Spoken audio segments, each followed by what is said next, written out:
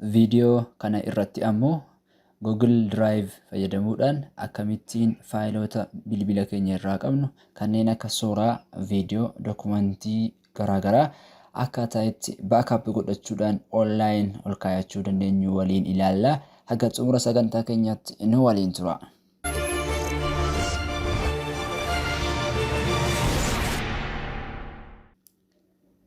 Egaa faayila keenya kan bilbila irraa qabnu online kaayachuudhaaf yookaanis baakaap godhachuudhaaf appilikeeshinii Google Drive kana fayyadamuu dandeenya. Appiin kun Googlein kan nuuf dhiyaatu wayita ta'u haga naannoo GB 15tti firiidha kan inni nuuf dhiyeessu. Appii kana fayyadamuudhaan faayila barbaanne kamiinuu haga GB 15 achirra ol kaayachuu dandeenya. Akka tasaa ta'ee yoo bilbilli keenya nu jalaa bade daataawwan yookaanis faayilota achirra ol kaayanne sana hunda isaanii iimeelii keenya fayyadamuudhaan sa'aatii barbaannetti bakka barbaannetti argachuu dandeenya. Amma kallattumaan akkamittiin akka daataa baakaap goonu waliin ilaallu. Jalqaba irratti appii Drive jedhu kana ni banna bilbila keenya irraa. Appiin kun bilbila kamiin bilbila Android ta'an hunda waliin iyyuu ni dhufa waan ta'eedhaaf sarchi gochuudhaan bilbila keessan irraa argachuu dandeessu. Yeroo jalqabaatiif gara appii kanaa wayita dhuftanitti akka isin loogiin gootan isin gaafata. Iimeelii qabdu taanaan iimeelii keessan itti galchuudhaan gara akkaawuntii kanaa seenuu dandeessu. Akkamittiin akka iimeelii banachuu dandeessan xiqqoo wanti gaaffii isinitti ta'u jira taanaan viidiyoon kanaan dura hojjedhe ilaaluu dandeessu. Liinkii isaa description box irraa argattu. Ergi Google Drive kana bantanii booda as gara gadii kana mallattoo ida'uutu jira. Isarrattidha kan nuti kilikii goonu. Itti aansuudhaan filannoolee garaagaraatu jira egaa. Folder kan jedhu jira, upload kan jedhu jira. Folder kan jedhu kuni folderii haaraa tokko kiriitii goonee faayilota lookaalii bilbila irraa qabnu foldera sanarratti akka nuti ol kaayannu nu gargaara.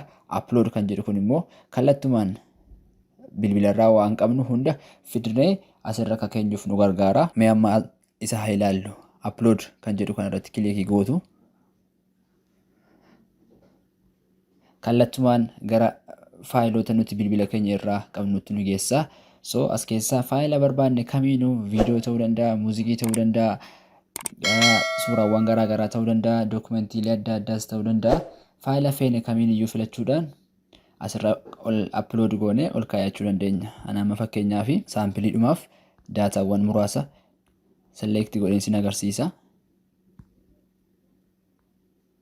Jarreen kana ergi filattanii booda faayila isinitti tole kan barbaadan ergi filattanii booda as irra keessoo kana select kan jedhu jira. Select jechuun jechuudha.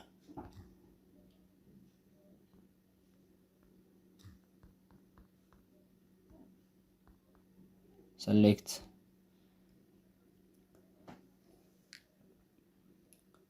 Amma kallattumaan gara Google Drive kiyyaatti faayilota nama select godhe upload naa gochuutti jira. Kunoo akkuma agartan kana faayilota kanneen meemoorii kiyyarraa gara online gara Google Drive'tti baakaap naaf godhee jira. Egaa faayilota asirra kaadhe kana sa'a kanarraa kaasee bilbila kamiin iyyuu fayyadamee kompiitara kiyyas fayyadamee iimeelii kiyyaaf paaswordii kiyya qofa beekuutu narraa eegama. Jarreen kana lamaan fayyadamuudhaan bakka fedhe taa'ee faayilota kana argachuuti nan danda'a jechuudha. Upload godhee hin xumurre upload gochuutti jira. Xiqqoo yeroo fudhachuu danda'a. Ariitiin intarneetii keessanii illee asirratti baay'ee murteessaadha. Dabalataanis awutomaatikaalii faayila isin bilbila keessanirraa qabdan baakaap akka inni godhu kan barbaadan taanaan kana jechuun wayita suuraa tokko kaatan yeroo yeroon ganaa dhuftanii as keessa seentanii upload gochuu mannaa wanta haaraa bilbila keessanirraa jiraachuusaa wayita mirkaneeffatetti ofuma isaatiif awutoo baakaap akka inni godhu gochuu kan barbaadan taanaan as seetingii kana keessa ni galtu. Toora sadii kana xiquudhaan itti aansuudhaan baakaap kan jedhu argattu. Isa irratti kilik gootu. Gara gadii kana irraa baakaap setting kan jedhu kana filattu. Akkaawunti stooreejiin keessan amma akka ta'e as biratti isin ni agarsiisa. Naannoo GB 15 nan isiniin jedhe silaa kanadha. Meeggaabaaytii 23 fayyadameera. Almost suuraawwan warreen amma ani upload godhetu bakka kana qabateetii jira. baakaap naaw utuu hin jedhiin duratti egaa appilikeeshinii kan isin baakaap gochuu barbaaddan immoo footoo fi viidiyoodha moo SMS dha moo koolistiriidha wantoota baakaap gochuu barbaaddan jalqaba as biratti ni filattu. Amma fakkeenyaaf suuraa yookiin footoo keessa galeen kanan ooniin godhee ergasii gara gadii kanarratti seetingii sirreeffachuu dandeessu. Upload saayizii wayita uploadii godhutti oriijinaal saayiziidhaan immoo stooreejii akka seef isinii godhuuf xiqqoo saayizii xiqqeessee yookiin saayizii isaa hir'isee upload isiniif godhuu waan jedhu as biraa akkaataa fedhii keessaniitiin filattu. Storage saverii kanatu filattanii bareedaadha. Maaliif bakki isin qabdan baay'ee muraasadha waan ta'eef suuraawwan yookiin faayiloota isin achirra keessan saayizii isaa xiqqeessee osoo achirra isiniif kaa'e faayilaa hedduu achirra ol kaa'achuuf isin gargaara. Kana ergi sirreessanii booda baakaap jettuun as bira baakaap naaw as biratti paatarnii kiyya na gaafachuutti jira. Continue paatarnii keessanitti galchuudhaan backing up your data isaa kanarraa kaasee kunoo akkuma agartan kana aayitamoota haga kana hunda baakaap gochuutti jira. Suuraawwan bilbila kiyya irraa qabu hunda isaa baakaap godhee onlaayinaaf kaa'aa jira. Kan gara fuulduraatti illee haaraa bilbila kiyya irratti dhufan yookaanis argaman automaatikaalii baakaap naaf godha.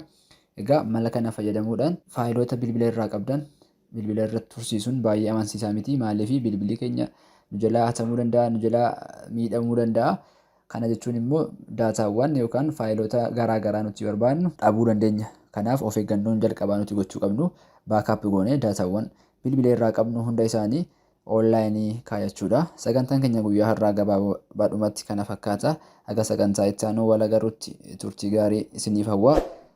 Viidiyoo keenya kana yoo jaallattan laayikii fi sheer gochuudhaan hiriyoota keessaniin bira ga'a.